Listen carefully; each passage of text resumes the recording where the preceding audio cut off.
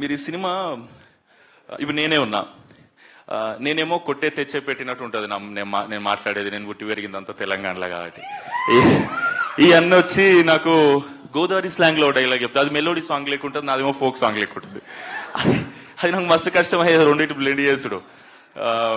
ఇప్పుడు ఈ అన్న డైలాగ్ చెప్తాడు, ఏంది మన దాంట్లో అయితే మాటలు ఎట్లుంటాయి, ఇటు సైడ్ అయితే ఎమ్రాల్లుడు ఎట్లున్నావు అని అంటే, అరే మంచిగా ఉన్నావు మామ, నువ్వు ఎట్లున్నావే, అది ఇదే డైలాగ్ మన దాంట్లో ఉంది కదా. ఇప్పుడు వీళ్ళందరూ నన్ను బాగా ట్రైన్ చేశారు, ఎందుకంటే మనకు మస్తు కష్టమవుతుంది ఆ స్లాంగ్ మాట్లాడటం. నాకు తర్వాత అర్థమైంది, సినిమా ఏదో జోష్లో ఓకే చేసేసిన, ఎమోషన్స్ ఫ్లో అంతా నచ్చి. కానీ ఈయన వచ్చి అంటాడు, డైరెక్టర్ కసిరెడ్డి అన్న, మా విజయ్ ఉంటాడు డైరెక్షన్ డిపార్ట్మెంట్లో వచ్చి, ఈ డైలాగ్ ఎట్లా చెప్పాలంటే, ఇప్పుడు ఆయన ఎమరా అల్లుడు అని నేను అన్నాడు సుమంత్, ఆయన నేను ఎరా అల్లుడు ఎలా ఉన్నా అని.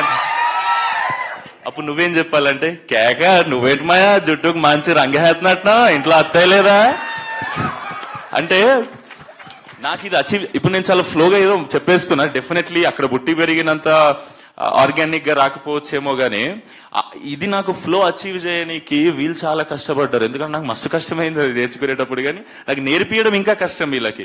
Thank you so much Subhash అన్న, thank you so much Kasireddy అన్న.